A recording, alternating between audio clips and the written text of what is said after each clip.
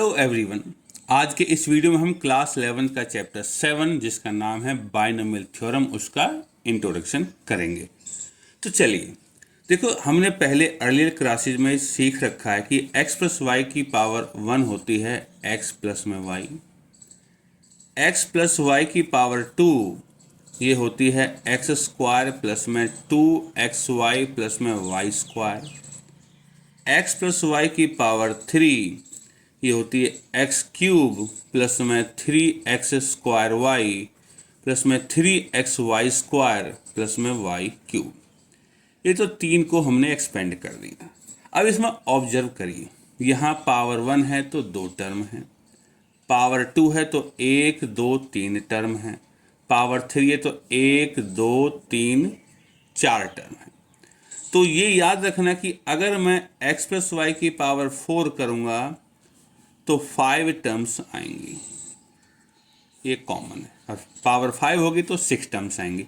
और क्या ऑब्जर्व करें, यहाँ x की पावर 1 है, y की पावर 1 है, टोटल पावर x की 1 है, y की 1, हर एक टर्म की पावर इसी के बराबर है जो यहाँ होता है। पावर 2 है तो x की पावर 2 है, x की 1 है, y की 1 है, टोटल पावर 2 है, y की पावर भी 2 है। यहाँ पावर 3 है तो x की पावर 3 है, यहाँ 2 है, यहाँ 1 है, टोटल पावर 3 है, यहाँ 1 है, यहाँ 2, टोटल पावर 3 है, और यहाँ भी पावर 3 है। तो हर एक टर्म की पावर वही होती है जो एक्सपेंशन की टोटल पावर होती है। एक चीज़ और ऑब्जर्व करने वाली बात है कि x की पावर डिक्रीज होती जाती है। यहाँ x पावर 2 है, यहाँ 1 है, यहाँ 0 है, यहाँ 3 है, यहाँ 2 है, यहाँ 1 है, 0 है, यहाँ 1 है, यहाँ 0, और y की इंक्रीज होती है। यहाँ y की 0 है, यहाँ 1 है, y की 0 है, 1 है, 2 है, y की 0 है, 1 है, 2 है, 3 है। तो ये तो रही हमारी इनके ऊपर ऑब्जर्वेशन। अब जैसे हमारे पास यहाँ पावर 4 है, ऐसे हो सकता है हमारे पास x प्लस वाई की पावर 10 भी हो, x प्लस वाई की पावर 11 भी हो। तो इनको कैसे एक्सपेंड किया जाएगा, तो इसके लिए काम में आती है हमारे पास बाइनोमियल थ्योरम। अब ये बाइनोमियल थ्योरम है क्या? बाइनोमियल थ्योरम कहती है कि x प्लस वाई की पावर n जो होगी वो होगी nc0 x की पावर n y की पावर 0 प्लस में nc1 x की पावर n माइनस 1 y की पावर 1 प्लस में nc2 x की पावर n माइनस 2 y की पावर 2, और करते करते ncn x की पावर 0 y की पावर n। ये है हमारी बाइनोमियल थ्योरम। इसमें भी जो हमने पहले ऊपर ऑब्जर्व किया था इसमें भी ऑब्जर्व किया जा सकता है। x की पावर 0, यहाँ x की पावर n है, n माइनस 1 है, n माइनस 2 डिक्रीज हो रही है, y की पावर 0 है, 1 है, 2 है, इंक्रीज हो रही है। बस उनका ये एक्सपेंशन ही है। तो इसमें ऑब्जर्वेशन लिख देते हैं। तो सबसे पहली ऑब्जर्वेशन है number of terms.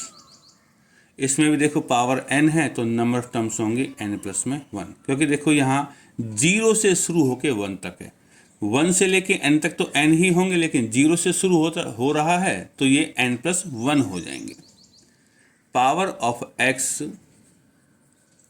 Decreases, power of y increases, और total power of x and y equal to इस n के बराबर है। क्योंकि देखो n प्लस में 0 n माइनस 1 प्लस में 1, 1 से 1 कट गया n, यहाँ 2 से 2 कट गया n। इस तरह ये हमारी 4 ऑब्जर्वेशन है। अब इसकी जनरल टर्म क्या होगी? जनरल टर्म जो सब टर्म्स को रिप्रेजेंट करे, यहाँ नाम देंगे टी आर प्लस में 1। ये क्या होगी? देखो ये 0 से शुरू होके n तक है, तो अगर मैं r की वैल्यू 0 रखूंगा तो t1 आएगी, r की वैल्यू n रखूंगा तो tn प्लस 1, क्योंकि इसमें एक टर्म फालतू है, n प्लस 1 है, इसलिए यहाँ r प्लस 1 लिया जाता है। तो देखो nc 0 से शुरू है तो मैं यहाँ लिखूंगा ncr, क्योंकि r यहाँ 0 से होगा तभी t1 आएगा, ncr। ये पावर 0 है तो n की पावर x की पावर क्या होगी n माइनस 0, यहाँ 1 है तो x की पावर n माइनस 1। इस तरीके से x की पावर n माइनस, यहाँ r है तो r हो जाएगी, और y की पावर यहाँ 0 है तो 0, 1 है तो 1 है, 2 है तो 2 है, तो y की पावर r, ये है हमारी जनरल टर्म। और x plus y power n, इस पूरे एक्सप्रेशन को समेशन के रूप में बांधा जा सकता है। जैसे समेशन लिख दिया, ये तो जनरल टर्म है, हर टर्म को रिप्रेजेंट करती है, तो एन सी आर एक्स की power n minus r y की पावर r। समेशन का मतलब है जोड़, तो r कहाँ से कहाँ तक वेरी करता है, r जो होगा 0 से लेके n तक जाता है, एन सी एन है हमारा लास्ट में यहाँ, तो r बराबर 0 से लेके n तक। तो इस पूरे एक्सपेंशन को इस फॉर्मेट में भी लिखा जा सकता है। ये तो रही हमारी जनरल ऑब्जर्वेशंस। अब और आगे बढ़ते हैं। We have x plus y power n equal to n C zero x की पावर n। वाई की पावर 0 होती है तो वाई की पावर 0 1 हो जाएगी, इसलिए लिखने की जरूरत नहीं है। एन सी वन एक्स की power n minus 1 y plus में एन सी टू एक्स की power n minus 2 into y की पावर 2, और करते करते एन सी एन वाई की पावर n।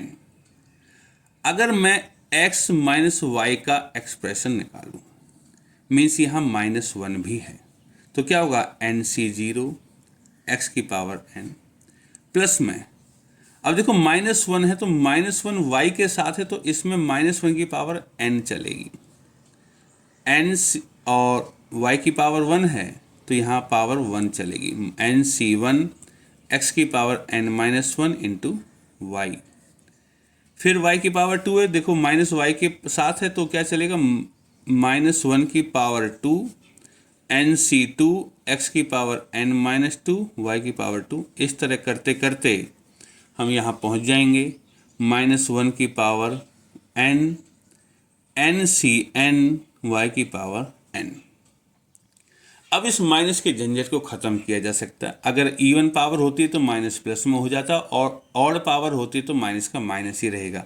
तो x माइनस वाई की पावर n किसके बराबर होगी, एन सी जीरो एक्स की पावर n, ये 1 पावर है, ऑड है तो minus n C one x की पावर n माइनस 1 वाई, यहाँ पावर प्लस हो जाएगी एन सी टू एक्स की पावर n माइनस 2 वाई की पावर 2।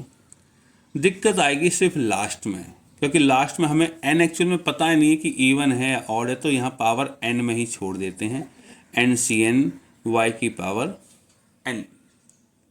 ना अगर मैं इन दोनों को जोड़ देता हूँ, इसको और इसको, तो क्या मिलेगा, x प्लस वाई की पावर n प्लस में x माइनस वाई की पावर n किसके बराबर होगा, तो किसके बराबर होगा, n C zero x n, n C zero x n तो डबल हो जाएगा 2 n C zero x n, ये प्लस का है और ये माइनस का, दोनों एक जैसे कट जाएंगे, ये प्लस का है ये प्लस का, दोनों जुड़ जाएंगे तो डबल हो जाएगा, तो 2 कॉमन ले लिया तो क्या होगा, एन सी टू एक्स की पावर n माइनस 2 वाई की पावर 2।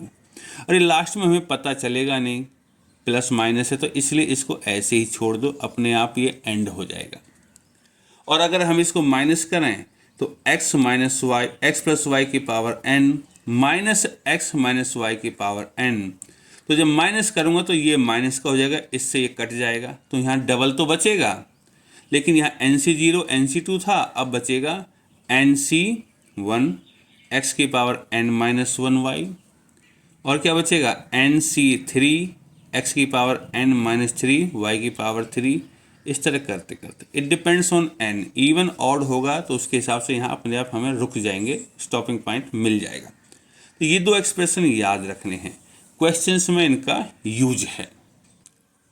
अब देखिए, वी हैव दिस एक्सप्रेशन जो कि बाइनोमियल एक्सप्रेशन है, x plus y power n, अगर x बराबर 1 और y बराबर 1 हो जाए तो क्या होगा, तो इसमें एक्सप्रेशन पुट करो तो x1 है y1 है, तो ये हो जाएगा 2 पावर n। तो 2 पावर n क्या होगा, एन सी जीरो, सब जगह x और y की पावर कुछ भी 1 ही होगा क्योंकि x की वैल्यू 1 है, तो 2n क्या हो जाएगा, एन सी जीरो प्लस में ये हो जाएगा एन सी वन प्लस में हो जाएगा एन सी टू, और धीरे धीरे करते हुए पहुंच जाएगा एन सी एन। इनको हम बाइनोमियल कोफिशिएंट्स बोलते हैं। तो 2 की पावर n क्या हो जाएगा, बाइनोमियल कोफिशिएंट्स, तो स्पेशल नाम है इनका, एन सी जीरो को हम बोलते हैं सी जीरो, इसको बोलेंगे हम C1, इसको बोलेंगे हम C2। इस तरह करते करते हो जाएगा Cn। तो ये हमारे बाइनोमियल कोफिशिएंट है, 2 की वैल्यू इसके बराबर होती है। और अगर मैं इस एक्सप्रेशन में y को -1 कर देता, y को -1 करते ही 1 - 1 0 हो जाता, तो 0 किसके बराबर होती? NC0 मतलब C0 हो जाता, प्लस में y -1 है तो ये माइनस हो जाता, तो मैं यहाँ लिख सकता हूँ C0 - C1 प्लस में C2 - C3, इस तरह चलता चला जाता। तो यहाँ से क्या मिलता है हमें? तो एक तरफ प्लस के एक तरफ माइनस के कर सकते हैं, तो क्या मिलेगा? C0 प्लस में C2 प्लस में C4 प्लस में बराबर है C1 प्लस में C3 प्लस में C5, इस तरीके से।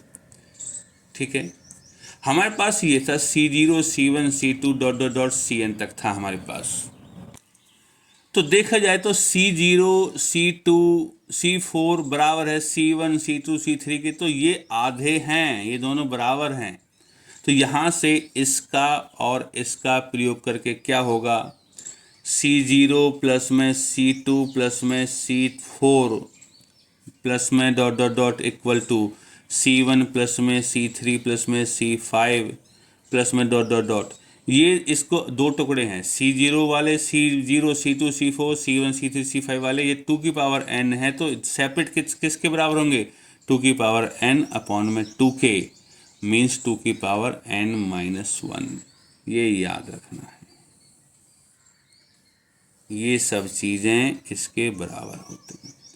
ठीक है, क्योंकि ये दोनों बराबर हैं, इवन वाले ऑड वाले के बराबर है, तो इसमें दो टुकड़े हो जाएंगे, इवन प्लस ऑड, तो दोनों सेपरेट सेपरेट इसके आधे के बराबर होंगे। Now we have x plus y power n, ये तो हमने पहले से ही लिखा हुआ है। अगर मैं x इक्वल टू 1 और y इक्वल टू x लिख दूँ तो ये एक्सप्रेशन किस में कन्वर्ट हो जाएगा? तो x की जगह 1, y की जगह x, तो 1 प्लस x क्या हो जाएगा? तो जहाँ x है वहाँ 1, तो NC0 प्लस में NC1 y की जगह x प्लस में NC2 x स्क्वायर प्लस में NC3 x3, इस तरह ये कन्वर्ट हो जाएगा NCn x की पावर n। और माइनस का करना है तो 1 माइनस x की पावर n। इसी तरीके से NC0 minus NC1 x plus में NC2 x स्क्वायर करते करते, लेकिन माइनस है तो -1 की पावर n NCn x की पावर n। ये दो एक्सप्रेशन भी याद रखने हैं, कई बार हमें फास्ट रिजल्ट के लिए इनका यूज करना पड़ जाता है। तो चलिए अब आगे बढ़ते हैं। मिडल टर्म, तो एक्सप्रेशन में मिडल टर्म्स कितनी होंगी? हमारे पास एक्सप्रेशन क्या है? x प्लस वाई की पावर n। इस n के ऊपर डिपेंड करता है कि मिडल टर्म कौन सी होगी। तो इफ n इज इवन, अगर ये n इवन है, सो मिडल टर्म कौन सी होगी? मिडल टर्म होगी n/2 प्लस में 1th टर्म।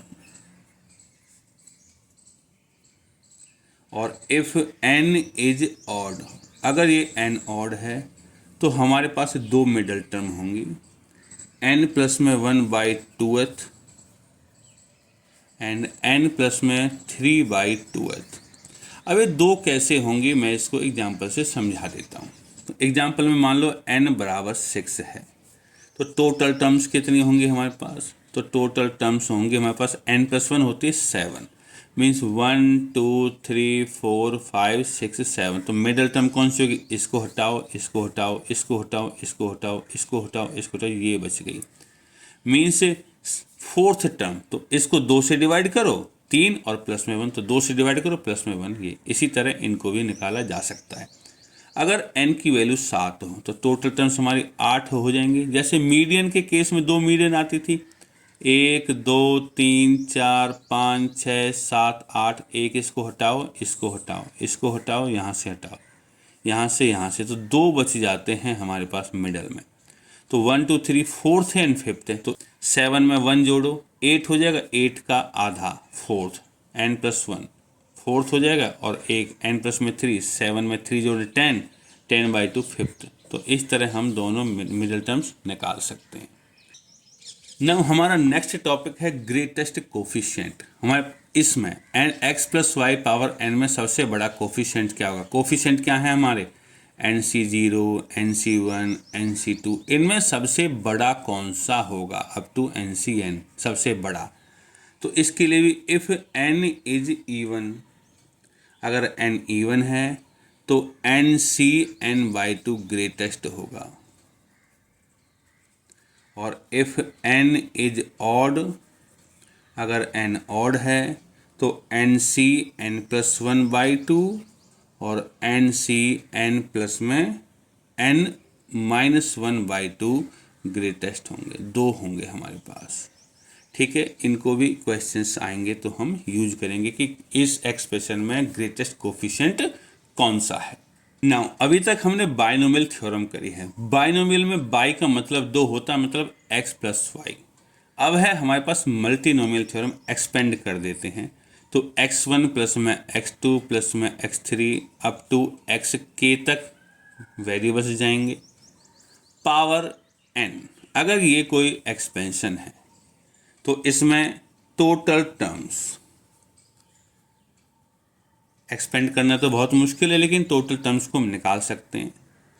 देखो ये n है, यहाँ k, ठीक है, -1 c की k -1, ये है हमारे total number of terms. Example में अगर यहाँ x प्लस वाई प्लस डब्ल्यू प्लस में z की पावर 5 लिखी है तो टोटल टर्म्स कितनी होंगी?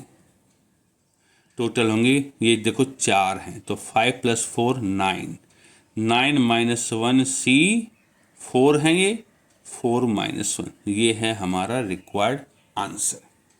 एक लास्ट टॉपिक और है कि in x plus y power n, इसके अंदर rth term from end, last से rth टर्म होगी n - r प्लस में 2th टर्म फ्रॉम बिगिनिंग। इसी के साथ हमारा इंट्रोडक्शन पार्ट खत्म हो गया है। आगे के वीडियोज में हम एक्सरसाइज को कवर करेंगे।